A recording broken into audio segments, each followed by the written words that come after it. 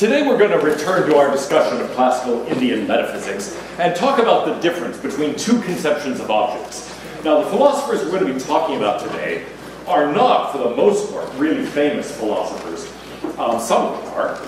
But on the other hand, I think you see in classical Indian philosophy a sharp divide between two conceptions of objects that is actually found in a number of other different traditions. It goes from India into the Chinese philosophical tradition, and eventually it makes its way into the Western tradition as well. I think on the contemporary scene, philosophers still have one of these two fundamentally different conceptions of objects. And one advantage of seeing all of this in the ancient Indian context is that you see that drawn very explicitly and very directly. So this is a sort of contrast between two very different ideas of what there is. That is, something that's delineated very, very sharply in classical Indian philosophy, and then the debate among these different camps proceeds for centuries. Whereas in Western philosophy, really one of these only emerges late, only emerges in the last 2 centuries, and has only been very developed in the 20th century itself. So let's take a look, first of all, at the contrast between realism and idealism. A realist thinks that the world is really, in a profound sense, out there, that at least some aspects of it are independent of the mind. An idealist thinks that no, everything is really mind-dependent. They think of the world as a construction, as a projection of the mind, and so everything is really, in its deepest essence, mental.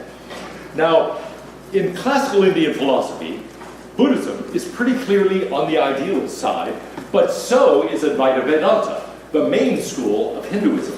And so both of these views urge that everything is really dependent on the mind, that in the end, everything that exists is mental, is built out of mental elements, is constructed, is projected, is in some way the result of mental activity.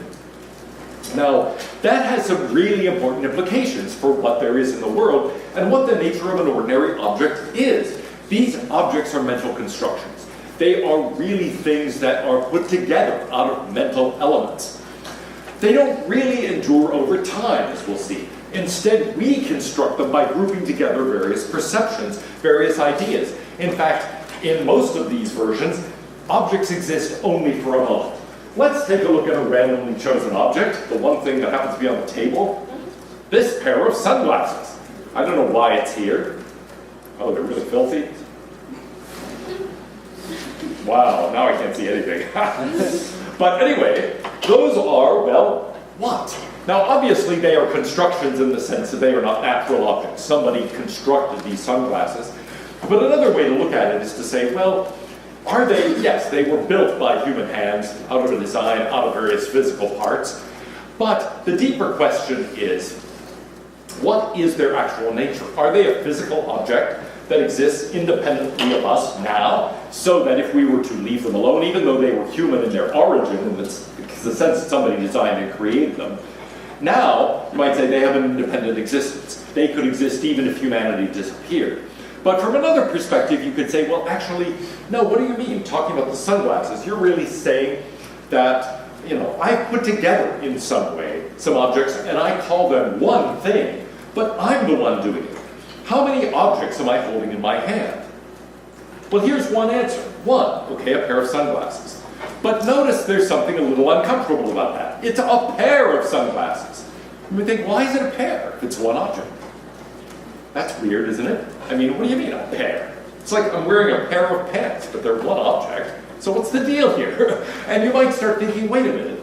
Okay, I could think of this as one object. I could think of it as a pair, because after all, there are two lenses in it, two parts from, each one of which, through which an eye looks. But then, of course, there's this part, and this other part, and the two lenses, so that's 4. The frame here, that's 5. But now I've got a little screw here and here, so that's 6 and 7. Oh, and there's a little metal thing here and here, that's 8 and 9. So is this one object, 2 objects, 9 objects? What should we say about this? When you buy them, of course, if they're prescription, I mean, I'm sure these aren't, but if they were prescription, then we'd be buying the lenses and the frames independently. And so now you might say, well, from one point of view, I don't know whether you call it one object or two objects or 9 objects. Who cares? But here's one way of thinking about the difference it would make. According to a realist, this is an object that exists in the world now, independently of my mind. Whereas from an idealist point of view, sometimes I treat that as one object. Sometimes I treat it as 2. Sometimes I treat it as 9. And actually, all of that is not a question about the sunglasses. It's really about my mental ways of classifying things. And so really the object is to be viewed as a mental construction, something that I frame, no pun intended, as one thing, as 2 things, a pair of things, as 9 different things put together in a certain way, and so on. Okay, so the thought here in this idealist tradition is that an object is really a bundle of these momentary things, of these other elements. I've been talking as if they're physical objects, like the screw, the lenses, and so on. But actually, you might think they're really put together out of various perceptions. You see them, for example. You might hear them. You might taste them, but I'm not going to. You're welcome to come up after class and taste them if you really want to. Touch them, and so on. Anyway, we group these various perceptions together for our own purposes. Now, other people in classical Indian metaphysics are realists. So people, broadly speaking, of the Nyaya school, of the Vaisheshika school, of Nyaya Vaisheshika, once they get together in the work of Udayana around 1000, they're realists. They think that objects like rocks and trees, plants, sunglasses, etc., really do exist independently of the mind. They're out there in the world. Maybe we construct them, maybe we just find them, but they exist independently of us. And they don't depend on our minds in particular. This depended on the human mind for its construction, but now that it's there, it doesn't really depend on our mind. It really exists independently. And of course it endures over time. I've been talking about that pair of sunglasses this whole lecture. And so I pick them up again. It's them I'm picking up, the same ones. Now, we've talked about the Vaisheshika school, the particularist school, that says there are basic categories of objects. And I just want to remind you briefly of that realist perspective, because mostly today I've got to talk about the other part. The realist idea is pretty commonsensical. Here's the way it went in the work of Kannada, for example. I'll enumerate everything that has the character of being. He lays out basic categories in answer to the fundamental question of ontology, what is there, and says, well, these kinds of things, okay? Look at what we talk about. Look at everyday speech. We refer to certain things, like sunglasses, like rocks, like trees, like pairs of pants, and so on. And so some of these things are substances. We have basic categories of substance. Those are the objects, like pots, cloths, pants, sunglasses, tables, chairs, people, etc. And then there are qualities those things have. What color are these? White, beige. Yeah, some of you are saying white, beige, gray. It's kind of unclear, actually. They're sort of ivory, I don't know. Anyway, but they're a color like that, right? And then these lenses are, I don't know. What are they? I guess they're green. I don't know. There are green lenses and gray lenses and brown lenses, and I found that I'm very bad at telling them apart. And they have mirrored things so you can see yourself in them. I don't know if I actually don't have any friends who have these mirrored sunglasses. That would freak me out. I look at their eyes and it's just my face looking back. That's really strange. Anyway, but we talk about qualities, okay? We talk about the color of the thing, the shape, and so on. And then we talk about motions. We can talk about throwing, or eating, or seeing, or moving. And all of those are things that we would express linguistically with verbs, and actually refer to events or motions or actions in the world. Well, anyway, those are the basic categories, and then as we saw, this tradition gets elaborated, and people begin to think, well, wait a minute, I have to be able to talk about universality. I need to talk about the color of the lenses, or what color is. I need to talk about inherence. I need to talk about the glasses being ivory, let's say, or the lenses being green. And then I've got to have an idea of what would differentiate this pair of sunglasses from an identical pair that comes off the line in the factory. And so I need to have something that expresses the this part of that. And then I can talk about absences. I can talk about the the picture of the Pokemon on the sunglasses. Okay, it's not there, it doesn't have one. And so I can refer to things that are not there. Partly, as we've seen, people want some way of explaining why it is not true that there's an elephant in the room. If I say there's no elephant in the room, or there's no Pokemon on the sunglasses, then I need something that is making that true. What is it? Well, it's the absence of an elephant, the absence of a Pokemon, and so on. Now, there is another conception of substance. So, on the one hand, we have this Vaisheshika Nyaya realist conception of substance that's really quite commonsensical. It's very much like the account you get in Western philosophy from Aristotle. The world is divided up into these substances. The substances are the bearers of qualities. They have qualities. They stand in relations. And we tend to think when we're dividing the world up into objects, we are dividing it at its joints, so to speak. That is to say, we talk about sunglasses being on the table. And we think, yeah, that's the way the world is. There are the sunglasses. They're an object that is separate from the table. And so the world comes divided up into things. There's a table here. There's sunglasses on the table. There's a human being in front, talking in front of a blackboard. The world comes divided up already, and our conceptions of objects just reflect the division that is already there in the world. Well, we're going to confront a very different conception of objects in Buddhism and in other forms of Indian idealism. Here's the idea. We're dividing the world into objects, but those objects are merely bundles of qualities, and we're the ones who are dividing them up. It's not that the world comes pre-divided. We are doing the division. There are no joints in the world. So there is no essential difference between the sunglasses and the table, or between me and the blackboard. We are the ones drawing those distinctions. They're not really there in the world. Yeah. That's an obscure question. Have you seen the movie The Gods Must Be Crazy? Yes, The Gods Must Be Crazy. So, should I explain? Yeah. So, a pilot is flying over the African savannah, and he throws a Coke bottle out the window, and then it lands near an African bushman tribe, and they can't figure out what the bottle's supposed to be, so they use it for different things. Some think it's a musical instrument, some think it's used to kill animals, some think it's used to cook. Right, yeah, cotton grain and so on, yeah. Right. And so would the idealists say that has no set purpose because each tribesman has a different idea of what it's supposed to be? Well, all right, interesting question. This is connected to the question of purpose. And so you could look at it this way. In the movie, it's quite remarkable because this Coke bottle just falls into the middle of the Kalahari Desert, and it's found by a tribe that has never seen anything that hard. They don't really have anything in their environment that is hard as this Coke bottle. So they use it for all sorts of purposes.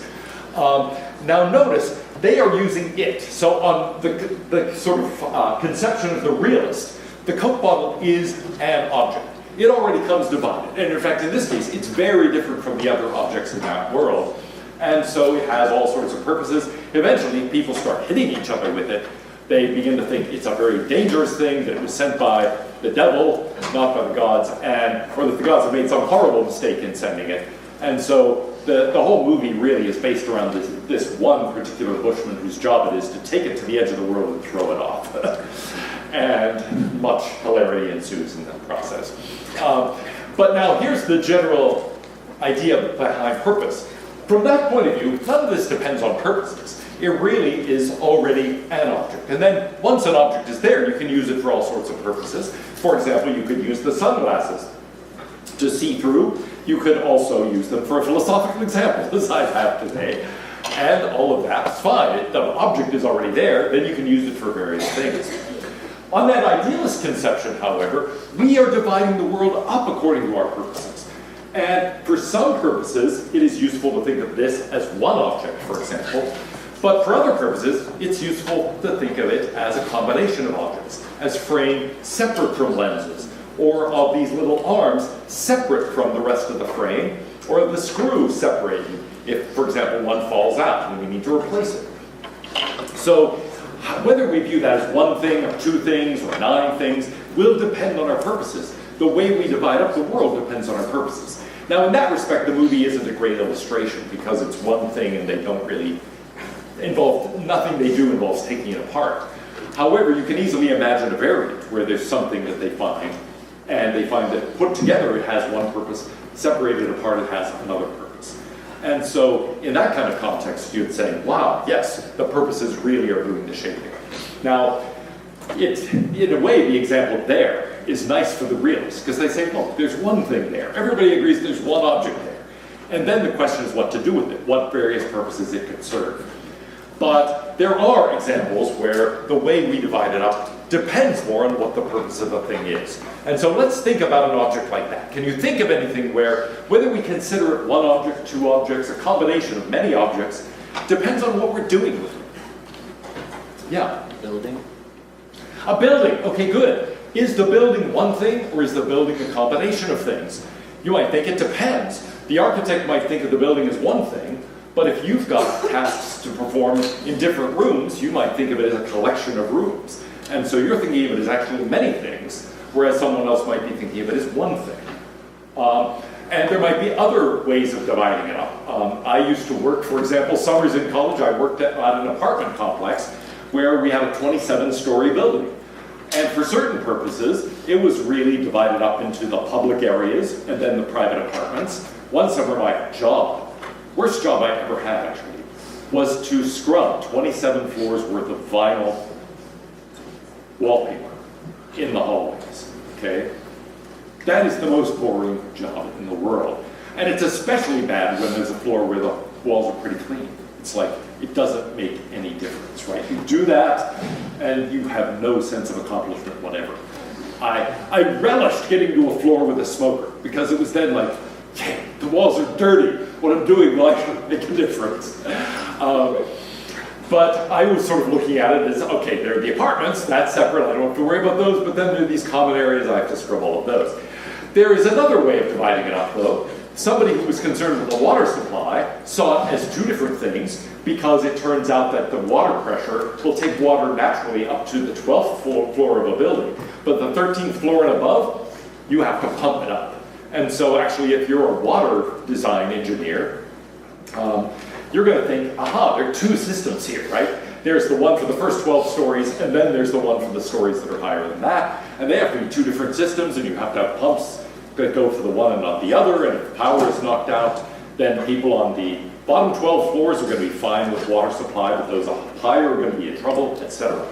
All right, well, blabbing on and on. But yeah, whether a building looks like one thing or many things, two different things, as many as there are rooms, etc., all of that's going to depend on purposes. From the point of view of the idealists, there are no natural joints in the world there. There's just stuff, and we figure out how to actually divide it. Well, if everything really is a construction of the mind, then you might think psychology is really the basic discipline, and we need to understand the ways in which consciousness manages to construct the world and project these objects. So in the Buddhist tradition, there is a lot of attention paid to that kind of question. Buddhaghosa is one of the most influential philosophers in that tradition, and he holds that there are 89 different kinds of consciousness, which he then proceeds to list. It becomes a very intricate theory of how the mind actually goes about doing this. Most versions of the story are much simpler than that. There are the five senses. There is a common sense faculty where the information from the five senses gets put together and coordinated. Then there is a part of the mind that sort of does the dividing of all of that into objects. And then there may be further parts of the mind that then do something with the result of it. In any case, there's sort of the five senses, the combined version, then the separated version, etc. But here's the idea. Really, all of those are different faculties of the mind. They're all different kinds of consciousness, if you will. And really, all we experience is some result of all that, some combination of these various kinds. So there's a lot of attention paid, especially in the Hindu tradition, but also in the Buddhist tradition, to strands of consciousness, to the ways in which, in ordinary conscious experience, these different kinds of consciousness are woven together. Yeah? What does he mean by kinds of consciousness? Like, what are an example or two of them? Well, the simplest kinds are just, for example, vision. That's one kind of consciousness. Hearing, that's another kind. Taste would be another kind. Then combinations of these. But then think about the various different attitudes you might have. Those are all different kinds of consciousness for Buddhaghosa. So, for example, you might believe something. You might fear something.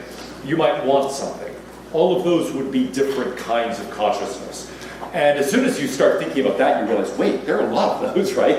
It's not just believe and fear and desire. There are hopes, there are wishes. What are some other attitudes we have like that are all going to end up being different kinds of consciousness? Yeah. Oh, good. Instincts. Yeah. We're going to have anticipations. We're going to have sort of instinctual reactions as opposed to consciously developed reactions. We're going to have things that are explicit and symbolic as opposed to things that are kind of intuitive. We'll have various emotions. Those will reflect different kinds of consciousness. So there will be, or at least there could be in various versions of this theory, a consciousness that is one, sort of drenched in anger, another one drenched in, what are other emotions? Love, in, hatred, in indifference, and so on and so forth. Can you think of other attitudes that you have about things that would be maybe reflected? Yeah. Good despair. There might be a sort of despairing consciousness. There might be a hopeful consciousness, etc., etc. So once you go down that line, you realize, gosh, how do you stop at only 89? But it's more complicated even than that. And some of these he labels quickly without explaining. So to be honest, I'm not sure what they're supposed to be. Now, here's another aspect of this. A living being, and actually as we'll see an object, lasts only as long as one thought. Now that's a bit scary. What do you mean? A living being lasts only as long as one thought. But as soon as you think something and then think something else, your mind changes and you are a different being. Really, the idea here is, look, you don't have any independent existence either. You're just a bundle of thoughts, feelings, and perceptions. You're just a combination of these various mental episodes that are referred to in the Buddhist tradition as dharmas. You are a combination of dharmas, a bundle of dharmas. And the moment the dharma changes, in the sense that you have a thought and then it goes away and it's replaced by another thought, for example, you're different now.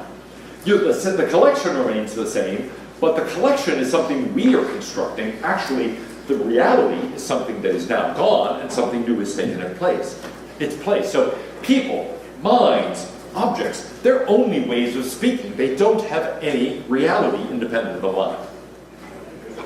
Now that's kind of a shocking thesis, but here's an example meant to make it seem a little bit more friendly, okay? Suppose Jane flies from Austin to Houston and then flies back. She's one person, we would say, but she counts as two passengers. Southwest Airlines might count her twice, right? In the sense of saying, how many passengers have you flown this month? Well, she counts for two, even though it's one person. Because she was one passenger going from Austin to Houston, and then another passenger going from Houston to Austin. Well, passenger here is really just a way of counting. And Buddhist claim is, look, every noun is like passenger. The realist says, look, in talking about people, we're dividing reality at its joints. We're actually capturing the pre-divided idea of what an object is. But when Southwest Airlines counts passengers, they're doing something else. They're carving things up in a way that isn't really the way things are divided in reality. But Buddhist says, wait, I don't understand the difference. Actually, every noun is exactly like this. Are you one object? Are you many objects? After all, you go from Austin to Houston, Houston to Austin. Are you one or two? But then you might think, well, it's more complicated than that. Every time you change a thought, it might be different. Or actually think about a longer flight. I have a house in New Hampshire. I can't just fly to New Hampshire directly, right? I have to stop somewhere, and I have to change planes. I can never get there without changing planes. So I have to stop in usually Nashville or Baltimore or Chicago or someplace like that. Now, once I stopped in Orlando, that didn't make any sense at all. And by the way, it was bizarre. All of a sudden, all these alarms started ringing, and a voice came over saying, evacuate the airport immediately. This is an emergency. This is not a test. Evacuate the airport immediately. And everybody just went about their business. You know, like, look at the people at the gate. The gate agents just ignored it. All the passengers were ignoring it. I think we should panic. We should run. We should scream. But everybody's just like, yeah, whatever. Evacuate the building, yeah, we'll just keep going. I don't understand Orlando at all. But anyway, so how many passengers even do I count as, right? If the plane goes from here to Baltimore, let's say, and then from Baltimore to Manchester, am I one passenger during that leg? Am I two passengers? Am I three? The guy who went from Austin to Baltimore, and then Baltimore to Manchester, and the guy who went from Austin to Manchester? I don't know. We divide that up according to various purposes. Well, there's a wonderful text in this tradition about this. It's a Buddhist text called The Questions to King Milinda, the Milinda Pond.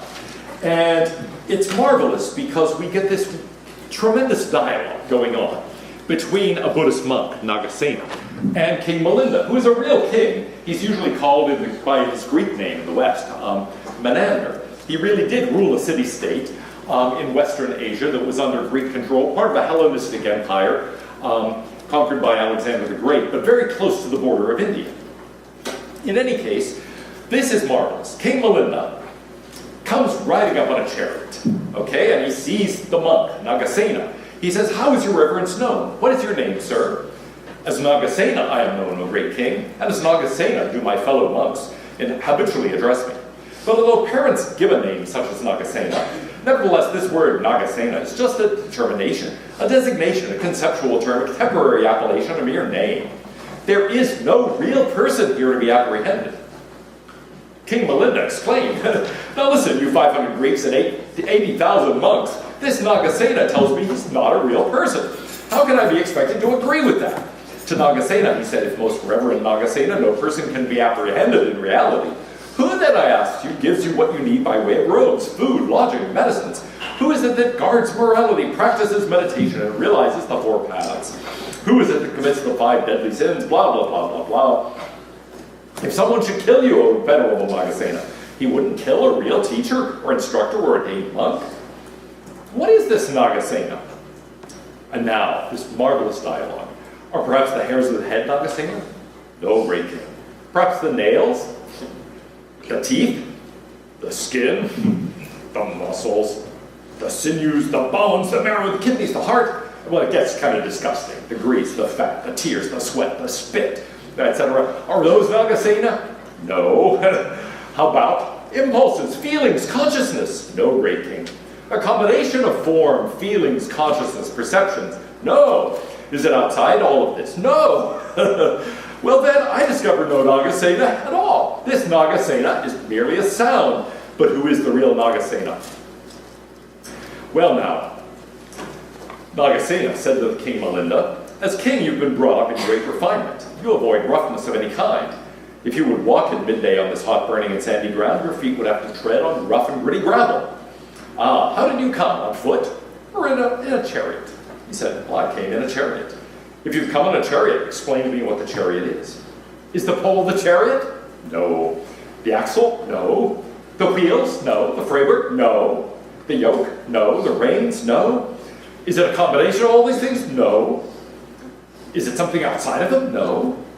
"Then I discover no chariot at all. There is no chariot here to be found." And then all of the audience applaud the cleverness of these two interlocutors. But notice what's going on here.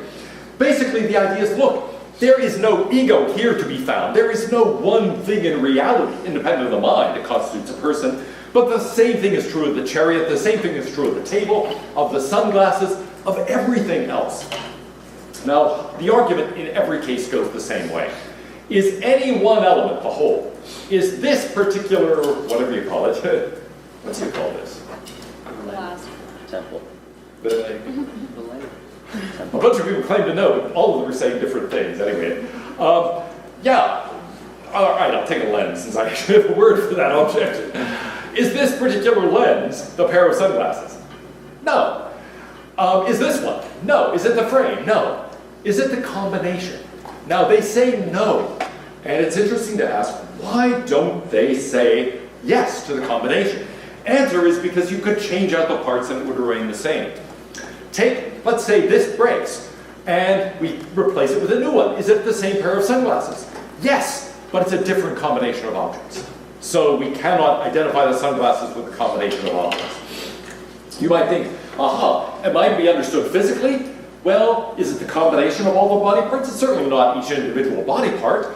But now if it's a combination, hold on a second. I can cut my nails and I'm the same person.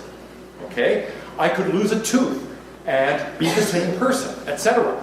So it won't count as that.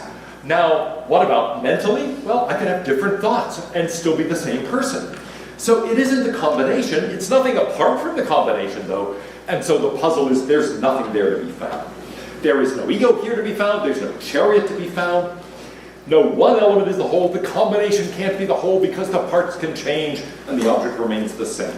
So, I want to remind you of Heraclitus' idea that you can't step in the same river twice. As soon as something changes, Heraclitus argued it's a different object.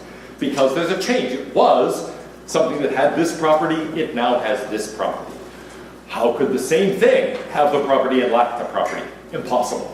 So, anytime something changes, it is a new object. It is just a different thing.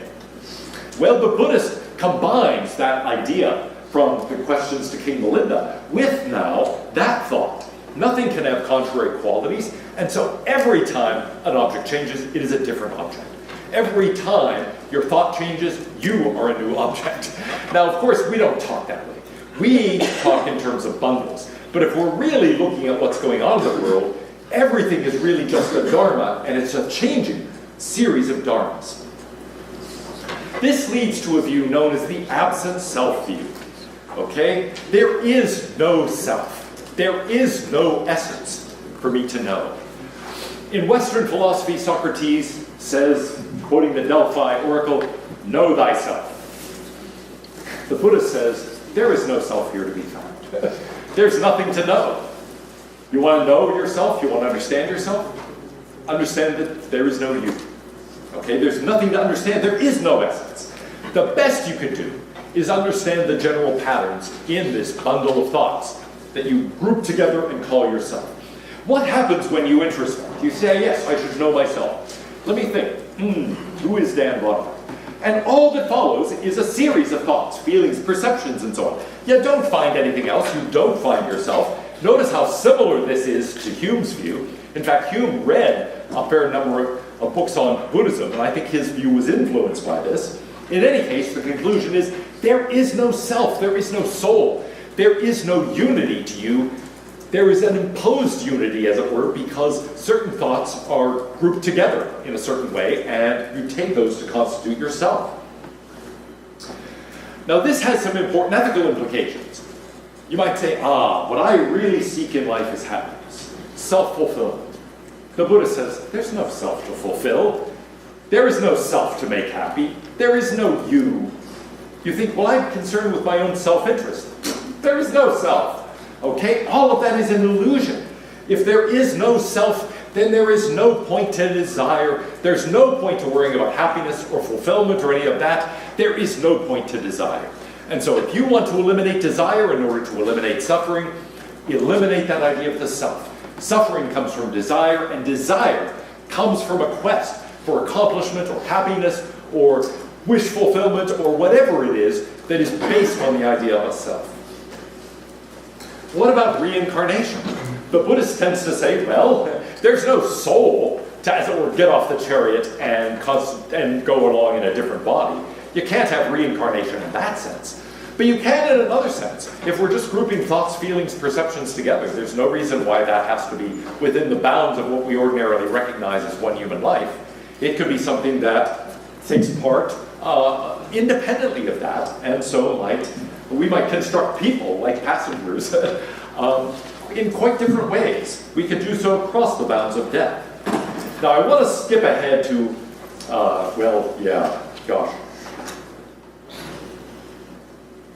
to this Buddhist conception then, and summarize. What we've got is this.